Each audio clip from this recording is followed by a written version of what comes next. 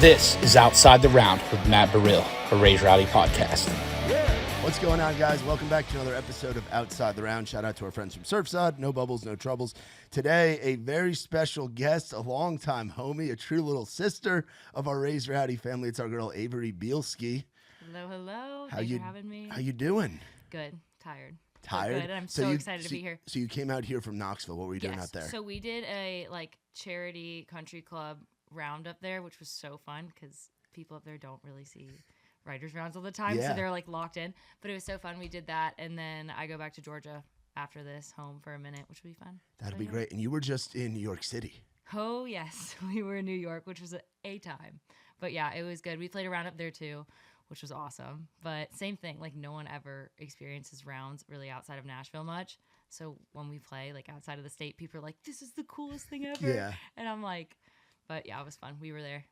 So fun. That's awesome. And you're getting to do all this with some of your best friends. Oh, yes. That's been literally the biggest blessing out of all of it. So who was on the New York trip? I know Grace was up there. Yes. Olivia was up there. It was Grace, Olivia, and then our friend Tess Shannon, who just moved from New York. Nice. So she just had all the BMI Connects up there and set up our shows up there. Had you been to New York before? So I have. I played around there with Callista and Emily Shackleton 2 years ago. But we were there for 24 hours, so I didn't get to do anything. But this was my first time actually experiencing New York, and I literally thought of you because I passed a certain bagel place, I think, and I was like, Matt would love to be here. Oh yeah, that's home, man. And now's a great time to go because it's and it was just warm up there too. Or were you up there when it was cold? It was mid. It wasn't too bad. It was 50. Okay. It wasn't terrible, but I heard last week was so nice. Yeah, they got it was 70s this past week, and then they got 3.5 feet of snow this year. It was the heaviest snow that New York has gotten in my lifetime. In 30-something years, they got. That is crazy. And it's where do you put it? Because you know New York City. That. Where do you put it? That it sounds like a disaster. Yeah, it was crazy up there, but that's awesome. You've been staying busy and just running, and we're on year 3 of your publishing deal at Sony Which is Music. crazy. Don't remind me. Talk about what a blessing it's been just to have that, because you and I have known each other for a while, and we'll get into that in a little while of when we first met back in the day. I was a child. I still am. Yeah, but I was. But talk about signing with Sony and just how that's all been for you. Yeah, that was crazy. So I moved here at 18, obviously. Literally known you since then. But, which was wild. I didn't think my parents would ever let me do that. That was not something that was ever even a possibility. But I did it. And so moved here at 18. And my whole goal was I'm going to get a publishing deal, which was insane to say that in my first year of moving to Nashville, I wanted to sign a publishing deal. But my mom's always said, if I say I'm going to do something, I'm going to do it. Yeah. So I just put my head down and was writing twice a day, every day, Monday through Friday. And I got connected with Sony because I used to use TikTok like my publisher when I didn't have one at the time. And I would be like, this song, it was kind of cringy looking back, but I would be like, this song's for so-and-so, tag them in the comments, whatever. And I had a ton of videos pop off. And being like, oh, so-and-so should cut this, so-and-so should put this out, whatever. And there was one in particular that Lauren Elena commented on. And I originally was like, this song's for Kelsey Ballerini, tag her in the comments. And then Lauren Elena commented on it. And then she put a couple of my songs on hold. And she didn't end up cutting any of them, which is totally fine because that's literally how the door opened with Sony. Yeah. But her manager at the time connected me with Rusty. And then I just adored everyone over there, and then got connected with Snovia, and then I've been with her for 2.5 years now, which is crazy. But it has been the biggest blessing just to be able to literally do what I love every single day. And it's just incredible. And the roster of guys and girls that are over there, particularly guys that know how to write with girls, you know, and you're a young artist as well. So it's you'll get thrown in a room with people, I'm sure. And I'm sure early on it was intimidating, but you build your family and your crew of friends outside of your publisher, but also the folks that you see and you write within the fire hall and in those different rooms that they have there at Sony. It's so funny because I never went to college, but I literally view Music Row as frat houses. And college, I'm Sony, Warner, Universal. It's hilarious. But it's so fun to even get to do it with everyone that I'm just best friends with and that I spend life with. But yeah, it's so awesome because Sydney's over there, and then Elise is over there at Sony, and then half of our groups at like Warner too. So it's just so fun. Yeah, so I want to back up. Take me down to Roswell, Georgia. So what was it like growing up, and where in the state exactly is Roswell? Okay, it's like, oh, if I get this wrong, I'm gonna be, I'm gonna be cooked. But it's like 20 minutes right outside of Atlanta. Okay. Direction wise, I'm pretty sure it's like northeast. Okay.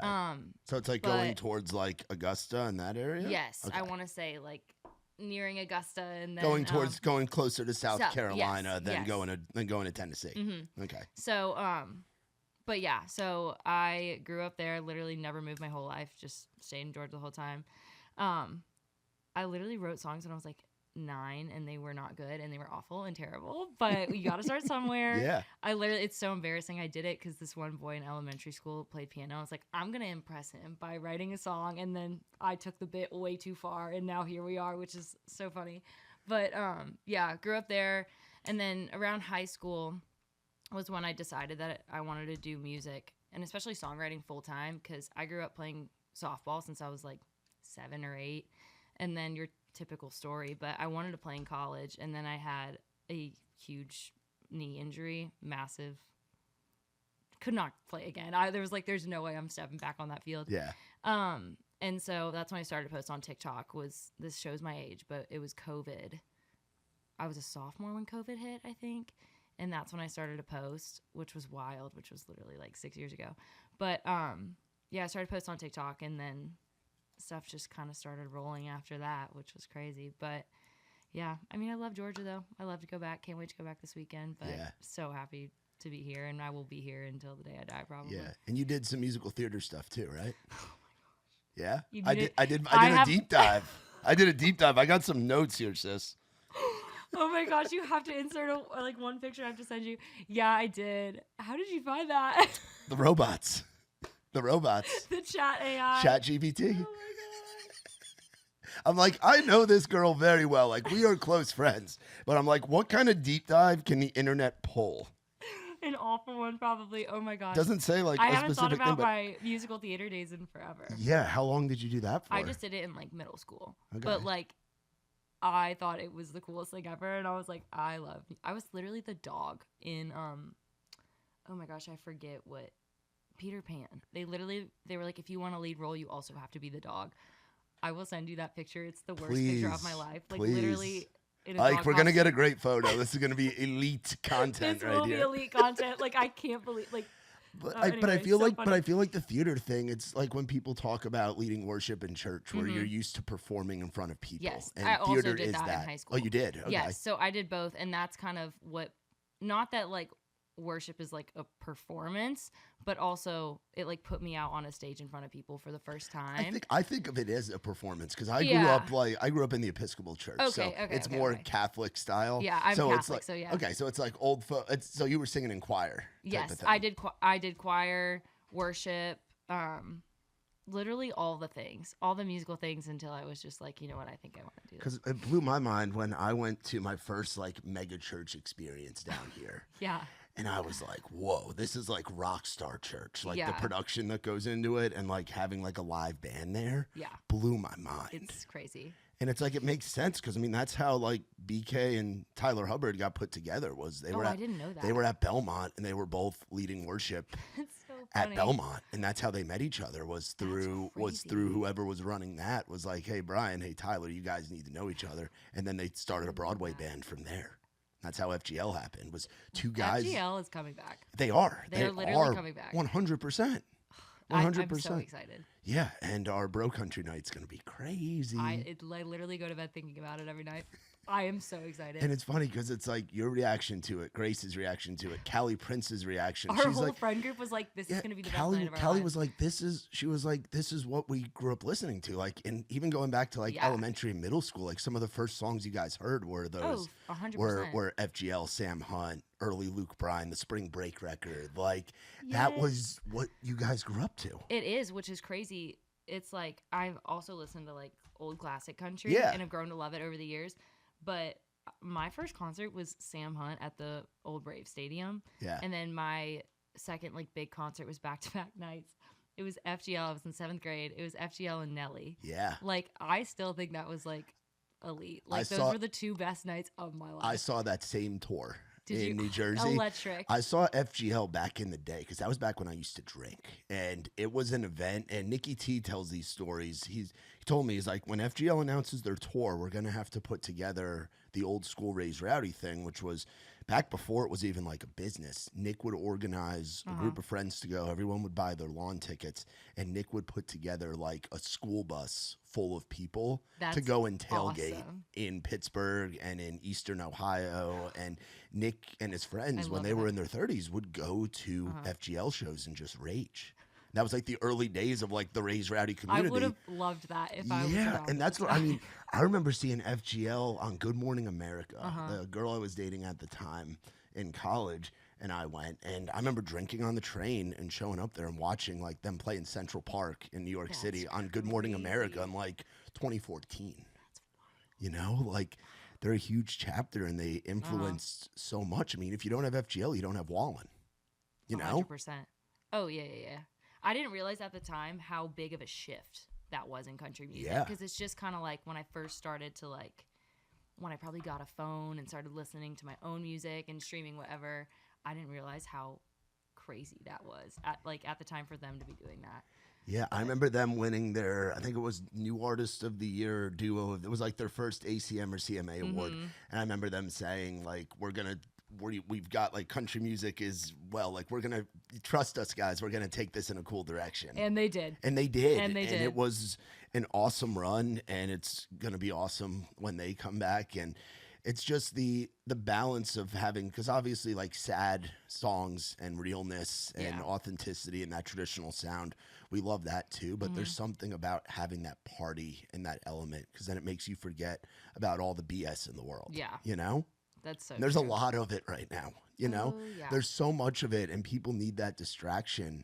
So it's like having a song to cry to, or having those deep lyrics that you see in like the Zach Bryan stuff, or like other acts in that lane. I think we're all craving that party. We're all craving that fun time at a tailgate with our friends. 100%. I know. It's like I was literally talking about this the other day with all my friends, but because someone said, they're like, we're not doctors. We don't save lives every day. And like, not in a belittling way, but like they said it in a way of like, our job isn't that important. And then I really thought about it, and I was like, no, it is. Like when doctors even go into like rooms and whatever and perform surgeries, half of them are like, I want to put on some music, or like and I didn't realize like we have the gift of like writing the soundtrack to people's lives. Like, that's like crazy. And I didn't think about it. And I was like, even though some days it feels like nothing's happening, but like it just takes one, and it's like a song can impact anyone's life so much. And and especially in today's day and age where you're a huge product of using TikTok as a tool and using it as an outlet. And it's funny because it's like back in the day, it used to have to be that you would come to town and you would play a whiskey jam or play an event or Rowdy on the Road like we do nowadays, you know, and that would be how you'd get discovered in a sense. But now, and you'd have to do all these things to impress all these people. But now it's like you can just throw yourself out there to the world. And that's what you were doing in high school. Which was, I didn't realize that's what I was doing at the time. Like when I was posting everything, it was obviously like just for my friends and whoever was following me. And then all of a sudden I'm like, oh, there's 100,000 people like following me. Like this is a fan base. And then I had a couple people from Nashville reach out.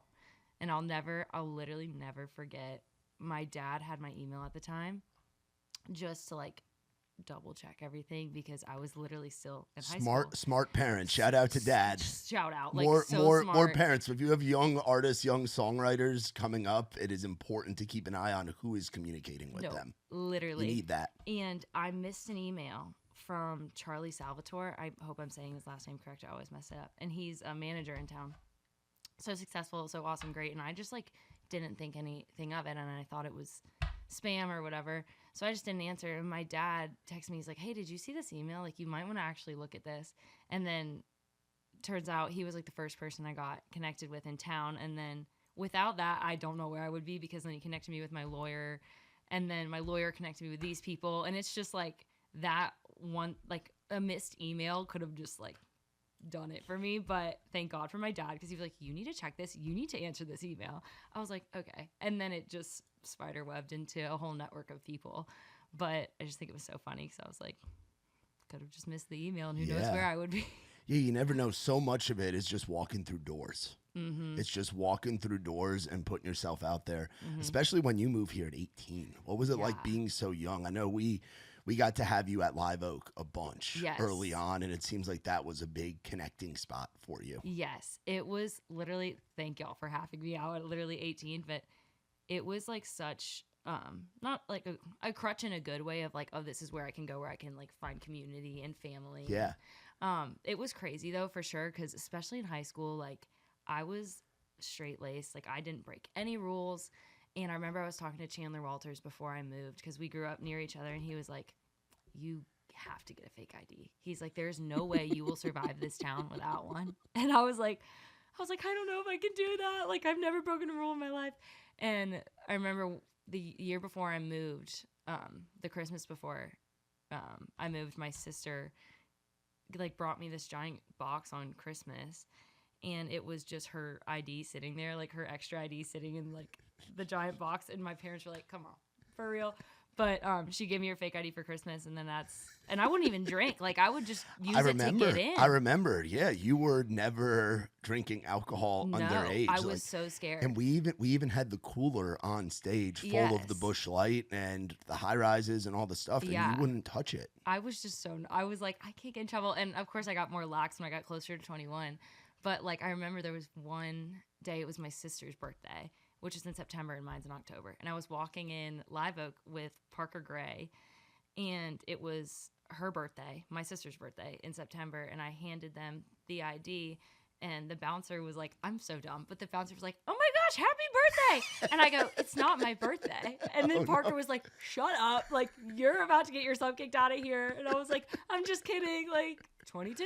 I just don't want attention. I was like, that's awesome. I was like, what is going on?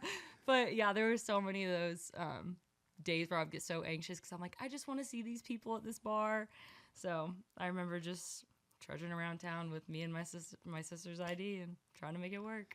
Yeah. Crazy. Yeah, and you moved here at such a great time too. Like the post-COVID class of songwriters and artists that started showing up around here is so strong. And I always say to Nick that we were very lucky to get to be a part of the early steps for a lot of you guys and girls, with having the rounds. And hanging out at Red Door. Y'all were literally such a blessing. Yeah, and it's like you mentioned Chandler, you know, like I remember meeting him, and then I remember trying to help him get into Red Door, you know, like after a show. I think we went to a Mike Ryan concert at the Exit Inn with Mike Stoll, the tattoo artist. Shout out to Mike Stoll Tattoos, best in the business. But it's like the whole crop of you guys that moved here, because it was an interesting time. It's like it had to be weird to be in high school when the world was shut down. It was wild. It definitely, I look at it as, obviously it was awful, but like I look at it as a blessing, because it gave me 2 years to do what like ever I wanted. Like literally my school, this is awful, but my school is like, if you're feeling sick, don't show up. Yeah. I had 141 class absences my senior year. Wow. Because I just knew I wanted to be in Nashville, and I was so like ready to be in Nashville, where I was just like trying to take as many trips as possible, doing all the things. But it gave me so much time, because there was really nothing to do during COVID at that age.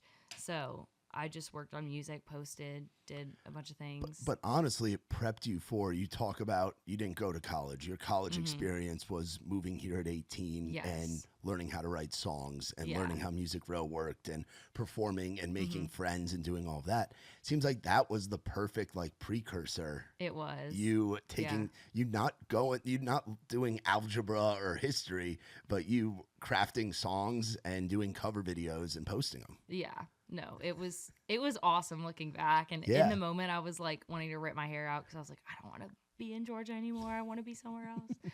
But it was such a blessing looking back. It was awesome. Yeah, that's huge. And you've gotten to, I remember, this is a fun moment. Oh, I remember you and, I remember it was at one of our rounds. And I remember, I think it was Nick that had the conversation with you. And you were talking about really craving your publishing deal and wanting to be a writer. And Nick looking at you and saying, oh, honey, you're an artist.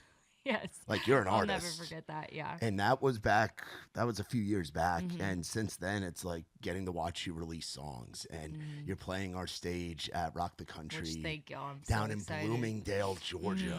A home show at a festival, a major festival. Yeah. In your home state. And you've gotten to put songs out there. You've gotten to put projects out there. So talk about that transition of going from the young girl from Georgia that wanted to just be writing songs to putting songs out yourself. Yeah, it's also crazy because I'm still trying to figure it out. Because when he said that to me, I laughed because I think even since I was a little girl, I've always known that I wanted to do the artist thing and put music out myself and a project and all the things. But for some reason, I've always kind of pushed it down and been like, no, I just want to write songs, which I have been doing Monday through Friday, usually writing for other people and especially my friends and writing for their projects. Yeah. But yeah, it's just there's always been a little whisper being like, you should do the artist thing, you should do the artist thing. So I think it's just starting to not look at it so big and just take it step by step and okay, I'm gonna put out this project, I'm gonna take this opportunity, say yes to this. And I think my whole thing 2 years ago was just start saying yes to things, just say yes to everything in moderation, but say yes to everything. Yes. And just see kind of where it takes you. And there's just been a lot of awesome opportunities that have just popped up that I'm like, I can't say no to this. Even if I don't think I have the money or the time or whatever, I'm like, the Lord will provide somehow. We're just going to say yes. But it's just been awesome. And even Rock the Country coming up in May, which is literally next month, which is crazy. I was so nervous even last year because I never played full band, but thank y'all for asking me to play full band because I just feel like those little moments have prepped me for what is to come, hopefully, and even for the Rock Country Festival and everything. But yeah, I'm just excited to see what opportunities pop up and what other artist things happen because I'm still I feel almost still pretty, not green, but younger. You are.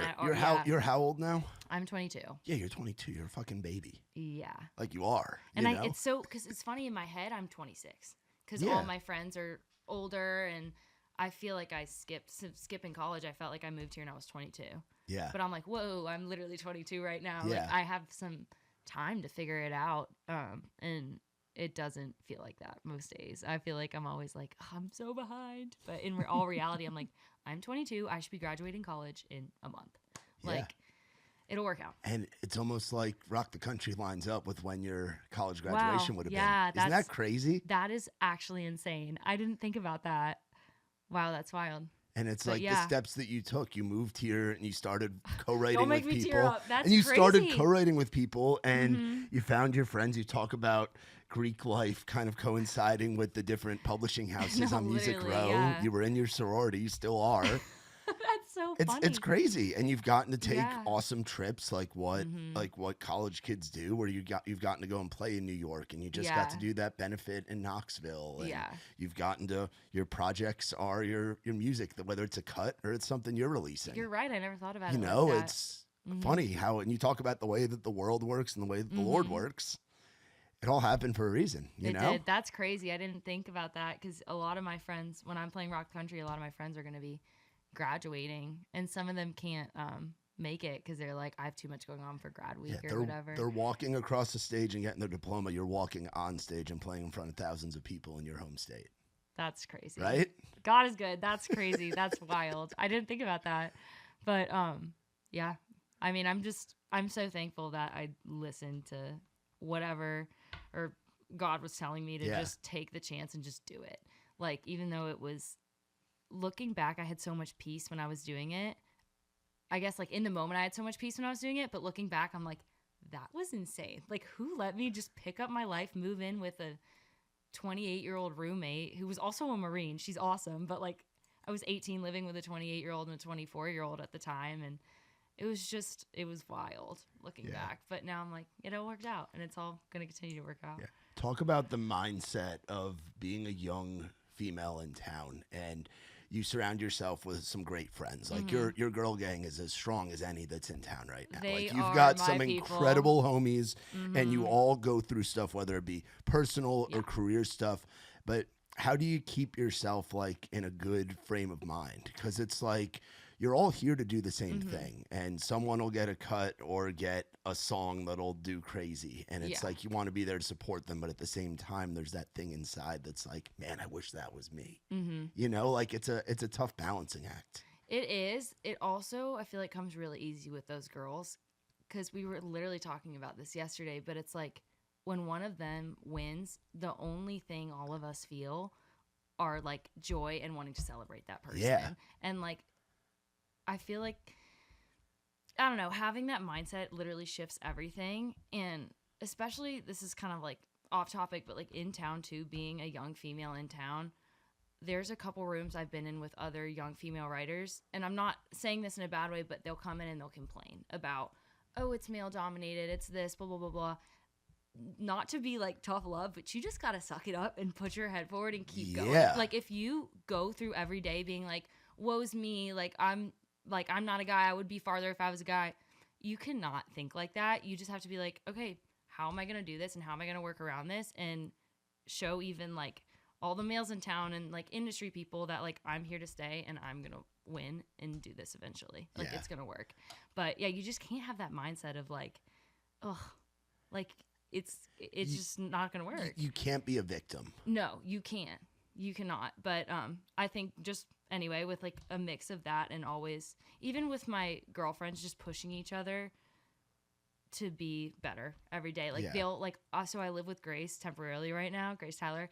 And like if she shows me a song, I'm like, oh, that's really good. Like I need to top that the next day. And like we all just, it's fun, and it's a fun competitive. It's not ever like actually jealous or angry type of competitive. But if you have that jealous or angry mindset, then you're not hanging out with the right people. You know, and it's Nikki T talks about this all the time, where it's high tides raise all ships. You know, like your whole crew will come up together. And my favorite example of it was in 2020 when the DDID moment happened with Trey. You know, we got a platinum plaque for it sitting right there. Still not hung up. It's been there for years. I haven't freaking hung it up in here. Eventually. But it's like that moment in that round got eyes on everyone that Trey was around, because everyone was like, who the hell is this Trey Lewis guy? And Sony was the early one to the party, where that was where I remember Trey, Ella, Joy Beth, Alex Maxwell, and Matt McKinney all signed their publishing deals together at Sony.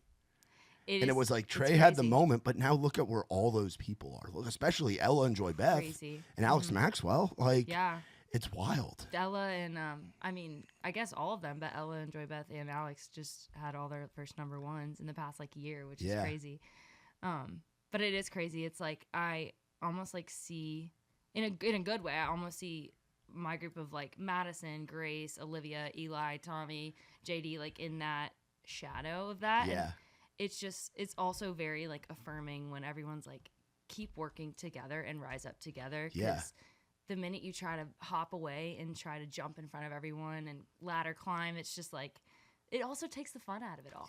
Like we get to hang out every single day, do what we love every single day together, and just watch each other's success grow and help each other. Yeah, and I've always heard that songwriting is so vulnerable, or at least like for what you guys do, like the songs that you put out, like you're going to vulnerable places. Grace certainly goes to vulnerable places. Eli goes to vulnerable places. Madison, Olivia, Ryan Cohn does a great job of getting the vulnerability out.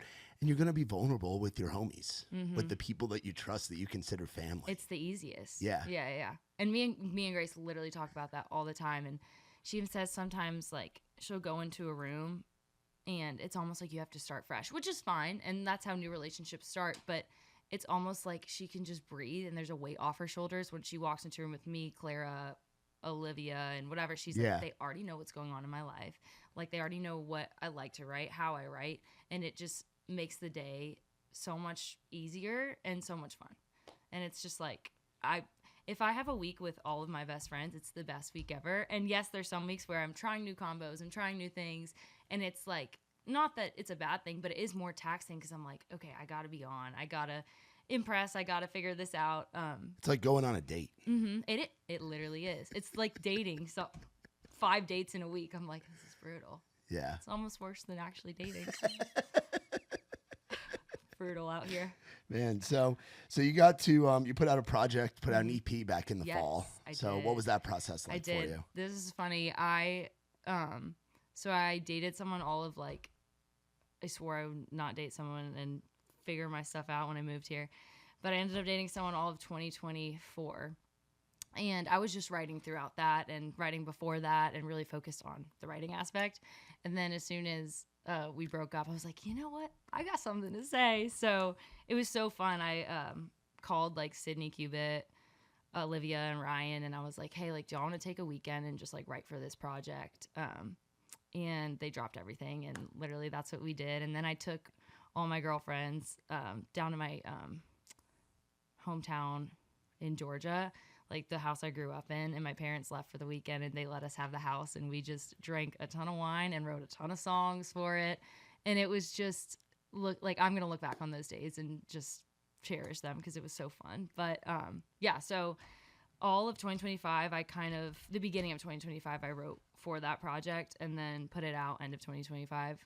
Ryan produced the whole thing, and it was just so fun to work on the whole thing with my friends. I was like, this is awesome. This is what it's about.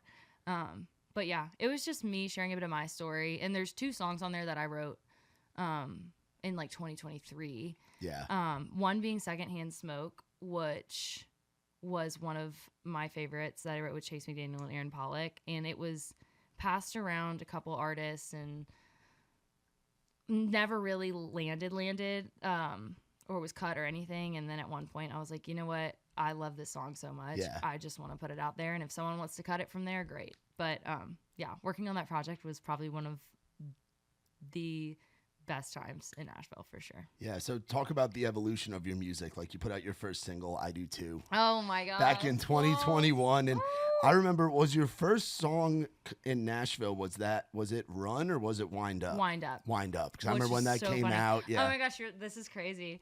But yeah, so I teased, that was like one of the first like real country songs I wrote. And I teased it on TikTok, and then it just started to do numbers. And I was like, oh gosh, I have to put this out. Like, I can't not like fumble the bag on this one. So I called Chandler and I was like, dude, I got to put this song out. Like, what do I do? And he connected me with this guy back in our hometown, David, and me, Chandler, and him produced the whole thing when I was like 17, 16. Oh my gosh, I haven't thought about this in forever. And that was I Do Too? That was I Do Too, yeah. That was so funny. But then I put that out. Yeah, shout out them for doing that. And then I just started to tease more music and whatever one did well, I would put out. So I put out a couple more songs like Cry Boy and Run. This is like... Yeah, right off the track, Something Only Pictures Know. This is like, of course, like I look back and I'm like, those songs are awful. But right off track. I'm like getting chills, like you saying this.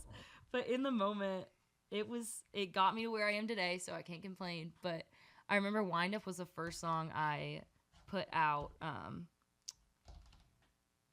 Oh yeah, I literally forgot about this. Wind Up was the first song I put out in Nashville that I wrote with Clara, Chase McDaniel, and Zach John King, which was crazy because they were like, I started to get close with them when I first moved to town before any of us had deals. Yeah, which was insane. And that was the song that was held by Lauren Elena.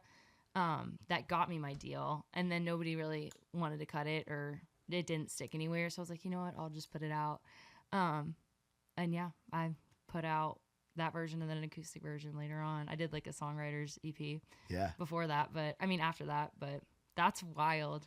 So many full circle things you're like digging up from the grave. Yeah, and today. then you've gotten to do some collabs as well. You did Break Up in here with Duke. Yes. Duke Jones, and we love him. I love him. He's one of those young kids that's just scratching the surface. He's awesome. I love Duke. You did this. You did the song with Schools too. Yes, right? I did. That was recent. That was the only time we've ever written, which is crazy. And then we just like put out the song. We're like, okay, let's just put it out. I've done actually a lot of collabs, which is so funny. Yeah, I see all the featured on. You did with Callista. Yes, she's been one of my super close friends in town. That song's super special to me. I love Not By You, but I did that collab with her, which was probably one of my favorites for sure. Yeah, and it's funny, her last EP, I'm just looking again, the full circle stuff. Mm-hmm. It came out on my birthday this year. Did it in really? The room. Yeah, the EP came out. That's crazy. Came out on my birthday, January 23rd, That's 2026, crazy. Which is crazy. That is wild. Hell yeah. But talk about just how you've noticed kind of the evolution of yourself with your music? Like you look back on those early songs and now the stuff that you're writing and putting out. And It's crazy. And I remember talking to Rusty about it probably 2 years ago. But it's like I didn't realize how much of a muscle songwriting is and how much you truly do get better each year. Like the songs I wrote last year, I'll listen to and I'll be like, those were awful. But funny listening, like if I heard those 3 years ago, I would have been like, those are awesome. But like looking back, I'm like, it's just crazy, like the growth every single year that I see. And it's so funny because I know it's going to be like that until like even 10 years down the road and everything. But it is wild to see such a difference from like that first song I put out, I Do Too, 6 years ago, maybe? I don't know. yeah, 5 years ago, yeah. And to like the songs I'm writing now that, thank God, but like are actually being held and cut by people that I looked up to growing up, which is crazy. But yeah, it's just wild to see like the growth in that and how much you can change as a writer and an artist. Yeah, one of your biggest songs is actually a demo of Wedding Dress. Oh yeah, on I forgot Spotify. about that one too. That had a moment on Instagram and TikTok recently, actually, last year. That song was really special. We played it at the event last night and it was really special. But after my breakup forever, I was on the phone with my best friend and she was like, Averie, this is all going to make sense when we're tying up your wedding dress. And I was like, oh, need to write that. So of course I called Ryan and Olivia. I was like, we need to write this.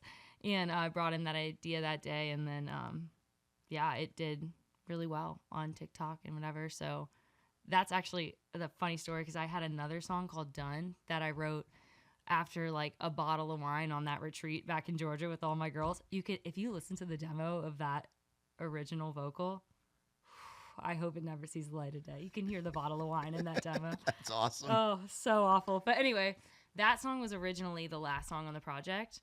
And I was thinking whether to put it out or not because I was like, I really spoke the truth in this song. And like, I don't want to come off as like me inviting me. So I was thinking about it forever. I was like, should I put this song out? I don't know. And then I was like, Lord, if I'm not supposed to put this song out, give me another song to put out. And my sister was like, hey, you should post Wedding Dress on TikTok and see what it does. And I posted it, and it did like 1.1 million views. And then the other videos got like 500,000. And I was like, okay, Lord, like maybe I should put this one out. And thank God I did because, yeah, I just flipped the 2 songs and then put out the project. What's it like knowing that millions of people see a video? Like, what's that high, that dopamine rush like? Because we've had a couple things go viral. A lot of it's like our crazy stuff that we get at the festivals, like Auburn Rodeo with like people chugging their homemade cocktails out of their bucket, the Borgs, the Blackout Rage gallons. Or like it's a lot of like the silly stuff for me jumping into like a cold plunge with Gavin Adcock backstage. Like it's the silly stuff that does well for us. But for you, like you've had it happen quite a few times now. What's that dopamine rush like? And then what's it feel like when you think it's gonna go but it doesn't? It's wild. It definitely is crazy. I think the first time it was put into perspective for me was in like 2022 maybe. I was at Passion, that like worship conference in Atlanta, and there was 70,000 people there, and I think that's how many followers I had at the time. And I looked around and I was like, this is how many people are following me. I was like, this is crazy. And then I thought about like, and then I looked up, I was like, okay, now what does it look like on a map of 1 million people, like the zoom out of that? And I looked at it, I was like, that's insane. Like that many people have seen the video or looked at my music or whatever. And it is wild. It's like, it reminds me that even though comparison is such a thing and there's people who have millions of followers and whatever, it's like that is still a massive chunk of people that are looking at my stuff and listening to my music. But anyway, it's awesome when you get that video to do well. And it's funny because 4 years ago, if you got a video to get 1.1 mil, people would keep coming back for months waiting for the song to come out. Now, if a video gets 1 million views, they see it once and they move on. Like our attention span is so short now. Not that it doesn't matter, because it does matter, but it does not matter as much as it did back then. Like you could ride the success of that for much longer than you can now. Like I've had videos do well now where if they did that well in 2022, I think I would be in a much different place artist wise. And I'm not complaining. I'm just saying that's like the name of the game right now, which is crazy. But I definitely have to take TikTok with a grain of salt because like behind the curtain in the songwriting world too, there's so many good, awesome things going on that nobody obviously knows about because I don't post the songwriting stuff on TikTok. So it's like if I'm upset over, oh, this isn't doing well, or why aren't people listening to this artist wise, I just pull back the curtain. I'm like, all right, songwriting wise, there are so many good things and so many blessings to come where I'm like, everything's going to work out. Like it is all going to be good at the end of the day. But yeah. That's awesome. That's good stuff right there. Crazy. Like, cause it is wild. Like you've come up in an era that never existed before. Mm-hmm. Like the idea, because there was Vine back in the day, but those were even shorter videos, you know, like and 6 seconds. Yeah. Did you have a Vine, or was that? I shouldn't have, but I definitely did. Like I was probably like in 4th grade. Like who let me have a Vine? Yeah. Because you were born what in 2003? Mm-hmm. So you were born in 03. I was 95, so I was a little before you. Yeah. But it's like growing up then, I'm trying to think. Like, did you go to Blockbuster and stuff? Oh yeah. Like. I remember the day they closed down the last Blockbuster in my town. Wow. Which was like kind of recently, like I want to say like 6 years ago. But yeah, I remember growing up when I was really little and running around Blockbuster. You had Blockbuster. You had like you watched TV, not quite YouTube. Yeah. You weren't quite an iPad kid. No. Those kind of came after you. Yeah. My dad worked for AT&T, so I got a phone when I was pretty young. Nice. I know, score. What was your first phone? Do you remember? Oh, it was like, I don't even remember. I think it was the whatever iPhone 3 version it was, but it was like had round edges and it was crazy to look at. I had the flip phone initially. I never had the Nextel, the walkie-talkie. That's crazy. The rugged thing where it's like if you threw it off a roof, it would still survive. Which I wish they were still like that because if I drop this 2 feet, it's breaking. Yeah, they make so much money on the phones now that they got to make them break so then we can replace them. I have the theory. Yeah, What's your it's theory? all rigged. Oh, it is all rigged. Cause this is a new phone as of last week. And every 2 years, my phone starts glitching out, starts overheating, starts crashing out. I'm like, this is Apple making my phone break down so I can go buy a new one. And I fall for it every single time. Yeah. Are you still with AT&T? Yes. My dad's worked for them for like 25 years. Yeah, so I'm an AT&T guy as well. Oh yeah, we've been with them my whole life. I feel like if you're in the South, you gotta have. That's the one that 100%. Back in New York, it was Verizon, and then really, yeah, it was Verizon. I feel like because back then it was like regionally, like they would be stronger in certain areas.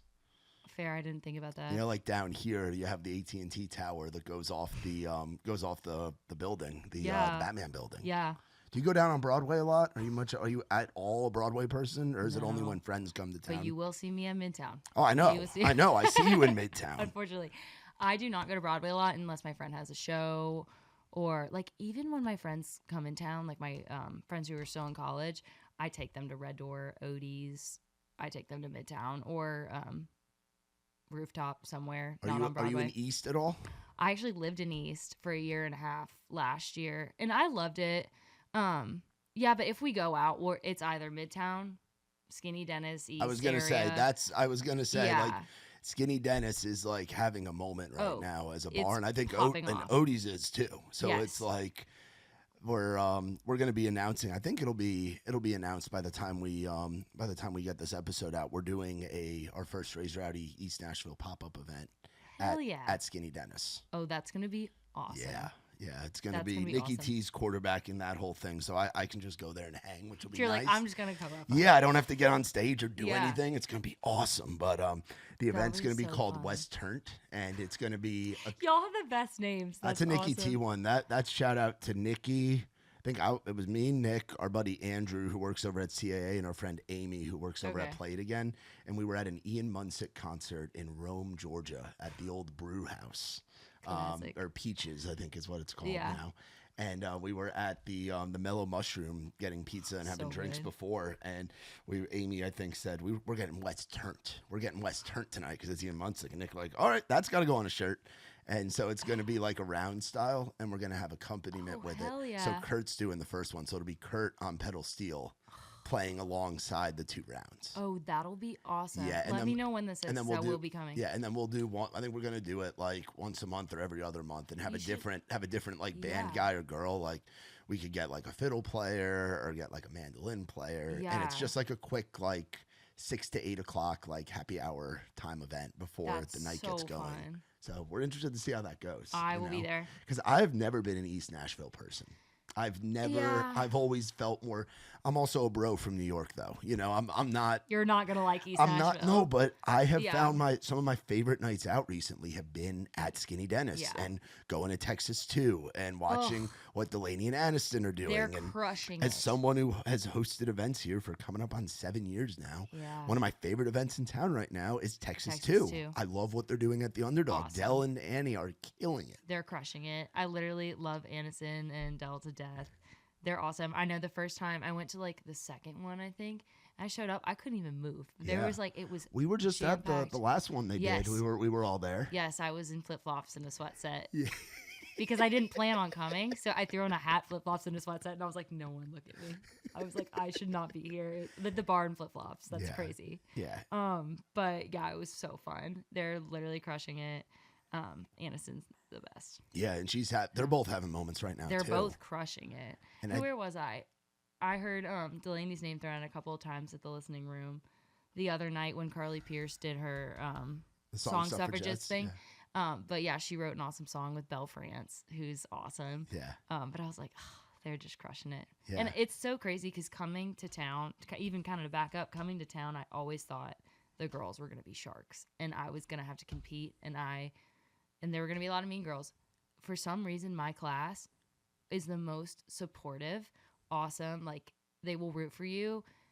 And it's almost like everyone just thinks there's space for everyone because there is. Yeah. Instead of being like so competitive about it. But all those girls are just the best. Well, I have a theory that I think it's because it's changed so much, and radio's obviously still a huge thing. It's it's the way that songwriters truly make money on the music is having a hit, and all of that. But that was how you had to break an artist was you had to be on a tour and you had to be on the radio, and your CD had to be at Walmart or Target or wherever.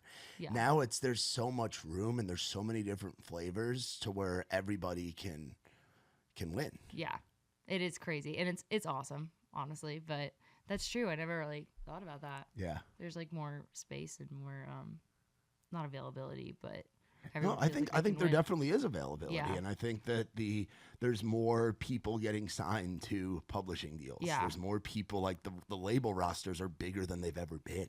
That's that's wild. Like they really are, because you don't just have to have one or two artists that are bringing in all the money. You can have it from a bunch of different sources. Yeah. And there's so many festivals now, and there's so many. Yeah. The club shows are in a weird spot. I'm hoping those come back, because that was how I came up, was going to small towns. Like I remember going to the Buckhead Theater. We were talking about Roswell. Wild. I remember Buckhead Theater. It was that was actually where I met Wales, Tony from Whaletail Media. Yeah. So that's crazy. That was maybe within my first month of being out with the Muscadine guys, and it was Muscadine, Bloodline, headlining, and then it was Job Fortner and Jordan Fletcher. And That's Jordan crazy. Fletcher wrecked Muscadine's old Sprinter van on the way down, That's that insane. Sprinter van was given to Muscadine by Luke Combs. Because that was Luke's old Sprinter van. I love so this. Is just the magic of Nashville. Luke's hand-me-down Sprinter van went to Muscadine, and then Muscadine gave it to Jordan, and Jordan used to drive, because Jordan used to ride around and follow Muscadine around in his pickup truck with a camper on the back, like a bed camper, and Jordan would open the shows so and funny. sleep in his truck. That's crazy. Because Jordan used to sell merch for Gary and Charlie too. That was his first gig in town. That's wild. Yeah. Oh my gosh, things have come so far. Yeah, but I miss those days of going to the clubs, when Statesboro was thriving with national acts, and when Rome was going, like Georgia as a whole, just so much music. So much. The Georgia Theater, the 40 Watt, the what was it, Blue Water down in Valdosta, Crazy, so many clubs and venues, and I'm hoping we get back to that, because it's like, I look at where you're at. I look at where Grace is at. I look at where Eli's at. Like a lot of your homies, look at where Tommy's at. Like where JD's going. Like,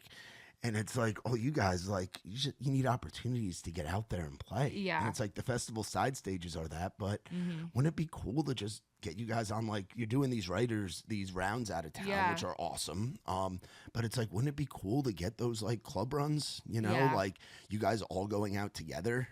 because that's what it used to be. Oh yeah, it would be. And I have this gut feeling, especially with just the group I run around town with, like that's what we love, and eventually we will do something. It's so crazy. I was talking about this with Grace in the car this morning, but it's like it would be so awesome if we could just all pack up and just take a tour and stop at certain places. That's and do what the it thing used to be. Yeah. Muscadine's some of their first national touring. I know they were part of the Corey Smith system, where everybody toured with Corey Smith back in the day. Everybody. That's toured with so Corey. funny. But they were buddies with Luke, with Luke Combs from playing at Revival. Yeah. And then Luke brought him out to open for him. You know, it was the friend thing to do. Like when I was working for them, we had the revolving door of like Job Fortner or Jordan Fletcher or Tyler Halverson. You know, it was all their homies. With Trey, Ella was our opener. You know, it was like Ella, or it was Alex Maxwell, or it was like, or it was Clay Barker or Matt McKinney. Like it was, you brought your friends out on the road with you, and you still see that a little bit. Like you see like Tucker Wetmore bringing out Jacob Hackworth and things like that. Yeah. But it's like, God, it would be so fun for you guys to do a run that went through like. One weekend was like through the Carolinas. One weekend was through Georgia. One weekend was through East Texas. We could so do that. It'd be so much fun. And it's like each of you headlines the run in your respective states, but then you guys open. Now I'm like planning this in my head. Yeah, but it's just people aren't buying the club show tickets. You know, and the clubs aren't taking chances. Yeah. You know, it's weird. Like you were just in Knoxville, the Cotton Eye Joe. It's one of my favorite shithole clubs in the world. Shout out to Chuck Lorre. I think he still owns it. But it's like, and that was a spot where it was like Wallen and Combs and Muscadine and Riley and everybody came up playing there. Yeah. It's like they're just not, like you guys just need the opportunities to get out there. Yeah. You know? That sounds electric. I crave that. And I'm hoping that's like a goal for us with Raised Rowdy as we grow and we're doing a lot of festivals this year. And y'all are crushing it. The event. Thank you. So You're fun. Crushing it too. But it's like, the ultimate thing for us is giving back to the artists, you know, and it's getting eyes on the people that we think deserve to have eyes on them and that we love watching grow in the scene. And you're a huge part of that. You know, if it weren't for girls like you and guys like your homies and like the young artists that are coming up, we wouldn't have Raised Rowdy, you know? Well, it's literally made wouldn't to have be somewhere to play without y'all. It's literally, so vice versa. it's literally, it's an ecosystem, you know? It is. It really is. Yeah. Yeah, it's special. So what do we have looking forward to? We were talking a little bit about some new music. Yes. I am probably not going to put out much myself this year just because travel is so crazy but so awesome.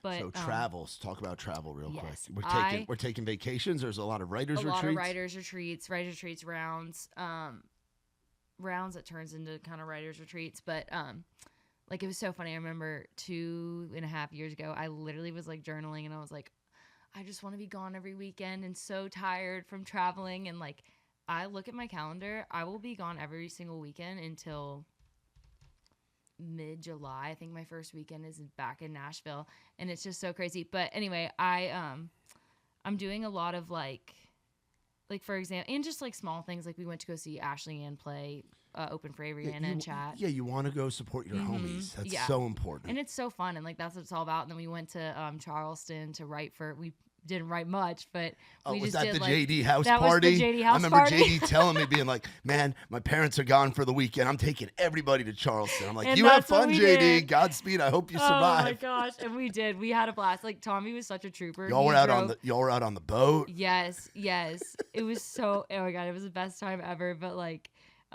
just things like that. And even just spending time with them and writing if we can. But I've been doing a lot of rounds. Like I did a round, obviously in New York, Knoxville, and we're planning one hopefully for like Nantucket, Cape Cod, because this is kind of what I did. This in every year I do a vision board, and I put a bunch of places I want to visit on, like just for travel wise, on my vision board. And then I think about it and I'm like, okay, now where can I play in these like places and just travel and visit? And then somehow it always happens to where I always end up playing in those places. Yeah. So we're just like planning things like that for this year. Might do another one in Florida. But my favorite thing is playing rounds out of town. And I love shows, but it's just amazing. Like, for example, the round in New York, it's sold out. No one has ever seen a writer's round before. Like when I tell you they were like just locked in, no one said a word. The room was packed. You couldn't step anywhere.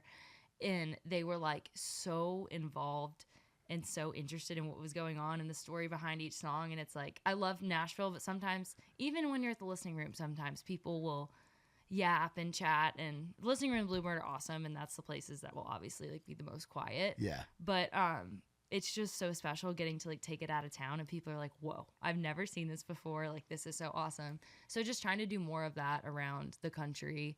And then writers trips. Me and Grace are going to LA before Olivia's wedding and writing in LA, which is going to be so exciting. Have you ever been out there before? No, I've been out there to like fly in and fly out, but I've never stayed like in LA. So we're going to do that and write with some like LA producers and people there before Olivia gets married. And then, yeah, I think there's, what other writer's trip? I don't even know. Are you Key Westing it this year? Oh, I'm Key Westing it. This will be our second year not going. No, y'all aren't going? Rock the Country. I'm going to cry. I'm in Texas. Oh, yeah. I'm hosting. Yeah, Tommy was telling me he can't go to Tommy's Key West either. Tommy's playing, Connor's playing. I think Callie's on that one. So Yeah. I'll be in middle of nowhere, Texas for a that'll couple be days. so fun, Which will be though, fun, but yeah. And last year we missed it because I was hosting at the Cat Fry Festival in Stillwater, Oklahoma. So it's my gosh. we're so busy with Y'all festivals. need to block off next year to go. Yeah. 'Cause this year's going to be the year. I know. And it's like we're such a big part of getting to watch you guys all come up. So now it's like you guys are the veterans down there. That's crazy. Isn't it crazy? Because this will be what, year 3 for you? This is year 2 for me for Key West. Also, we haven't been down there at the same time. No, we haven't. Damn. Because it was crazy. The first year I was supposed to go, Leslie called me and she's like, hey, White Claw wants to sponsor you or do a little sponsorship. And I was like, hey, I'm 20. I was like, I'm 20 years old. And then she called me. She's like, can you come in the office? I was like, yeah. And she's like, you can't go on this trip. We can't sponsor anyone that's under 21. I was like, okay, whatever, it's fine. I'm glad I waited though, because last year was electric and some of my favorite some moments. of my favorite moments of like rounds and stuff have been in Key West, because I did it for I think 3 years in a row. I think Nick went 4 years. Yeah. And we would bring Ike down there, and Ike just has a ball. So fun. You got to go to all the good food spots, Oh, like yeah. Mr. Z's. Have you been there? The pizza place that's open to like 3 a.m. It saves lives. Yes, I think I have Mr. actually. Z's. Yeah, it's across from. Oh, it saves lives is not an exaggeration. Yeah, and they have the cheesesteaks, and they're just douchebags from Philly, which is great because it reminds me of home. You know, You're like, I'm home. They're mean people, but their food is That's so great. funny. I love Mr. Z's. Yeah. And then like the conch fritters, and like you can get the chocolate covered key lime pie on a stick. That I can't wait to go back. Because we would always go for a week, because we would have to get an Airbnb, but you'd have to book it for a whole week. So we'd get down there a couple days before it would start, and then we'd be there a couple days after everybody left. And it was like a marathon. We had High Rise with us one year, the THC drinks. Oh. And they brought down cases of it, and they left them with us at the Airbnb. We're like, we can't fly home with this. I got 10 cases of THC.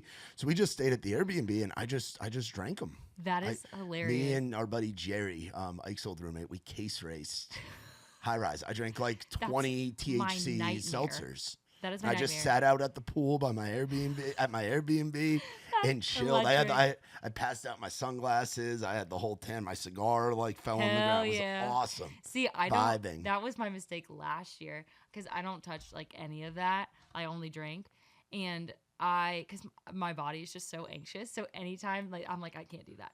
So I literally drank 2 of them last year, not knowing that it was a High Rise, because I just thought it was a drink because they sponsored seltzer, and someone handed it to me. I woke up and had the worst anxiety attack of my life. I was like, what was that? And of course, it's on the last day of Key West, and you're like, my body hasn't had water. Yeah. I haven't taken care of myself in 4 days. Literally ended up in the ER last year. Oh, no. Oh, yeah. Not for like drinking. Like, I literally played around and I crossed my legs. And I uncrossed my legs, and I guess the bar stool I was sitting in, I like cut off circulation in my right leg. Oh, jeez. And I looked down, and my leg was so swollen. And everyone's like, Queen, if you have a blood clot, like you can't fly. So I was like, I dragged Madison to the ER with me to like The triple Key West ER. The Key West ER. And then where did we go right after that? The Smack #1 party. We hit the bars right after.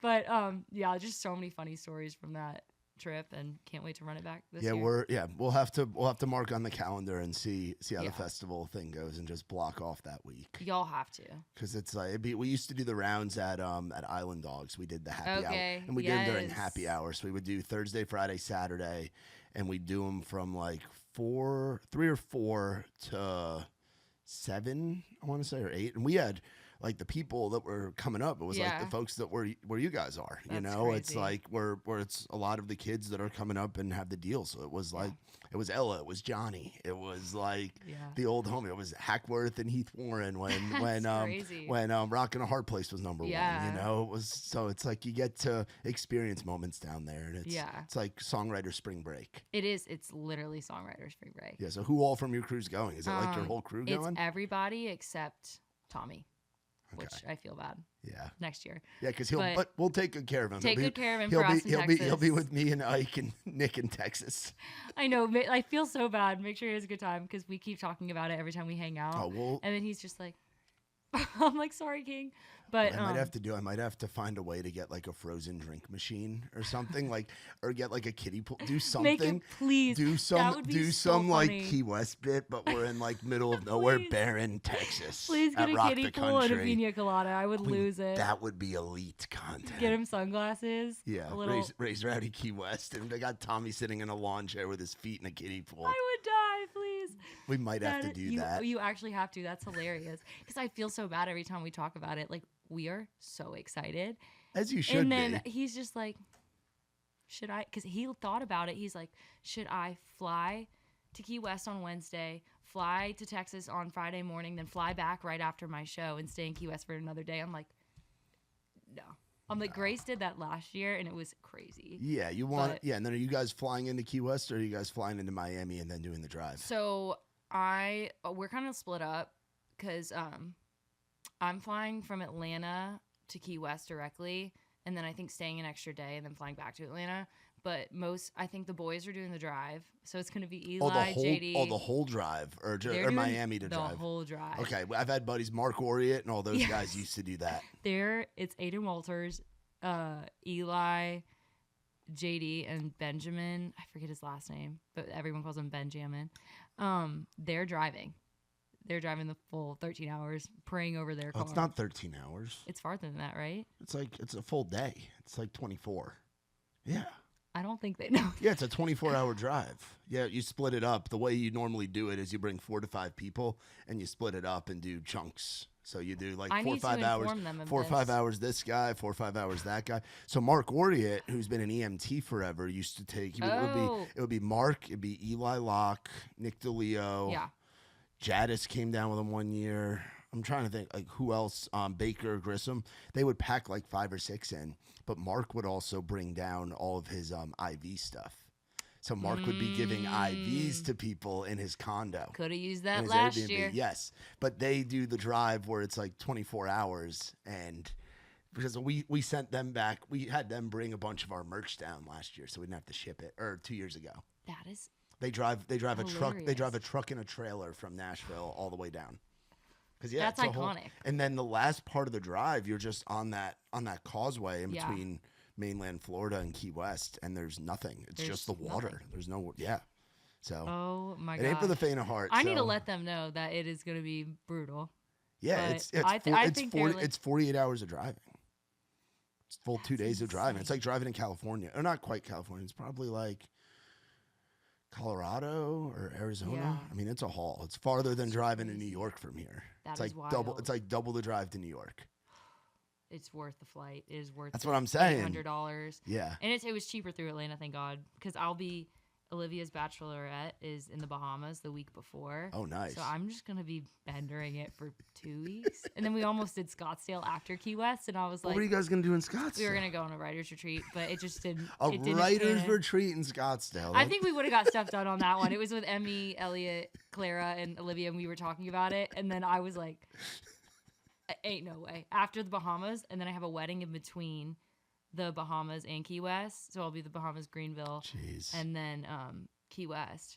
But I literally was like, this is just gonna be the most insane 2 weeks Yeah. ever. It's gonna be fun. But- Yeah, that's how I look at all of our festival back-to-backs. Like Oh yeah. every weekend, I have one weekend free in June, CMA, which is CMA Fest, so it's not really free. So you're not And free. then I'm back to back. I've got Tailgate and Tall Boys, and then I've got Rock the South, then Tailgate and Tall Boys, then Rock the Country in South Dakota, all back to back to back. Oh, my July is gosh. like the same thing where it's back to back to back, and then August is back to back to back, and then September we'll have a few. We'll add on some fall stuff as well. Yeah, we're looking at like 15 to 20 out of town things for Ike and I this year, which is good. You know. It's good. It's good. It's good. like we pray for days like this, and then we're exhausted, and I'm like, Yeah, and luckily going. we're flying through Okay, good. a lot of them, but Okay, there'll be good. some where I'm driving with the trailer. My tour manager My worst experience comes nightmare. in. Yeah, I drive my Toyota Tacoma, Ike in the front seat, the merch sellers in the back seat, So and funny. a 6x12 U-Haul trailer with a ton of hats and T-shirts and Surfside and other contraband riding to wherever. that is crazy. That is so yeah, funny. it's wild. So talk about the new music we got coming. So the one song I have coming out is with Scoot Teasley. I'm featuring on a song we wrote called Half Gone. Love which is super Scoot, by exciting. the way. He's awesome. We just did the music video for it last week, and it was just so fun. When I first met him, he was such a quiet kid, Really? and now he is like he's the homie. He's so funny. He's hilarious. He went to school. He didn't know one of my best friends, Gabby, but they both went to UNG, and then he dropped out. So I was like, "Do you know Gabby?" But it's small world. But anyway, he I guess found me on TikTok like 3 years ago, and then I think we followed each other. I don't even know. We connected somehow, and then we had a day on the calendar. I think our publishers booked and his manager booked, and it was the only time we ever wrote. But we wrote this song called Half Gone, and we were like, wait, I really like this song. And then he wanted to put out a duet eventually, apparently, and then it literally just kind of happened so That's easily awesome. and seamlessly. But yeah, it's been so funny. So anyway, I have that song coming out with him this year, but it's been hilarious because I've kind of become the duet girl, which I love, which is awesome. But it's funny because I'm in a spot where I'm like a baby artist, and I'm working with a lot of guy artists who are around above me, a little bit above me when it comes to the artist thing. So when we write a duet, they're like, "Do you just want to be on it?" And I'm like, I cannot have 7 duets come out this year. Like, it's so funny. Me and Scott Wolverton are talking about doing one. That'd be a great combo. I love Scotty too. I love him. He's that'd awesome. be a great. I mean, honestly, I don't think it hurts. I No, don't think it it hurts, doesn't. especially if you're a writer on the song. Yeah. Because the other thing about a duet is when you look at the live show, it's like you can still Yeah. do it. Oh, you know, 100%. like Ella still would do the Strangers with Yes, Cameron Cameron, Marlowe, yeah. and that's been a fixture in her show forever. You know, So good. That's Why We Fight with Co. or any of the Riley songs. Like, Yeah. duets can still be featured in the live show as Oh, your yeah. career grows. So I don't think it hurts at all. I don't think it does. It's just so funny because everyone's like, "Do you just like? Is this just what you do? Like, is this how you get your cuts?" Like, which is so funny because I think if like even Tommy and I wrote one that ended up being a duet, and I'm like, okay, you need to find somebody else who's gonna push you a little farther along. Like, I truly like, I would love to be on it, but like, I cannot do a 7th duet this year, like, with love. But obviously, I would love to be on it, but like I would say yes to anyone who asked that. But it's so funny. I've just become like the duet girl. Everyone's like, "Oh, is that Averie on it?" Yeah, figured. Me and Patrick Murphy and my friend Jake always write a duet together now. It's literally just like in the calendar. Like every month we're getting in to write another duet, which is so funny, but we love it. Yeah, nothing wrong with that. What advice would you give to that girl that moved here when she was 18? Looking back on, that was what now? That was 2021 you moved here? 2022. 2022. Like, Yeah. what would you tell that girl that's got her fresh fake ID, popping out to Live Oak, Ready to go. not drinking, but what's something, knowing what you know now, like thinking back to how you felt back then, what would you tell that? I would tell myself to trust my gut and not overthink so much, especially when it comes to a lot of the people I met and things. Like for example, when I met Grace and Olivia, like instantly I was like, these are my people. Yeah. And it's like, it's just, I wish I would have trusted my gut more in certain scenarios in the beginning. And also I would have told myself not to stress out over my publishing deal. I and it's literally the biggest blessing in the whole wide world. But those months, like those 9 months when I was just dating around, there were nights where I would just cry and cry and cry because I would be like, it's not happening now. Why isn't this happening? What's going on? Like, I don't know what this meeting meant, or I don't know what this meeting meant. And I would just tell myself to enjoy that time. Yeah. Like, instead of stressing out over all the good things that were happening, just like be where my feet are, be present in the moment and enjoy it. Because I was even having a conversation with Joy Beth once about this, but it was when everything must have been like a year ago, but it was when everything with her and Ella were starting to kind of like take off. And I remember she was like, Avery, you're going to miss those days so much. Because I know there's going to be a day when Grace is gone every weekend and we don't get to come home and be in the same house and drink a glass of wine and hang out. And so I would tell myself to just enjoy all of those moments and not stress out so much, because truly it'll all work out and the Lord didn't put me here to fail me. So just like holding on to that promise too. Amen. But, That's yeah. awesome. Well, hey, thank you so much for hanging out. you. This was a blast. This was so fun. I'm so glad that I Zoomed from Knoxville this morning. This was awesome. Yeah. Well, thank you so much. Appreciate you. Can't wait to introduce you on the Raise Rowdy stage So at Rock the excited. Country in Yeah. Bloomingdale, Georgia. That's going to be so much fun. Awesome. And excited to continue to watch where your career goes. And we're always here for you if you So ever need fun. anything. You know that. Y'all are the best. Appreciate it. Appreciate you. All be sure to go check out our girl, Averie Bielski.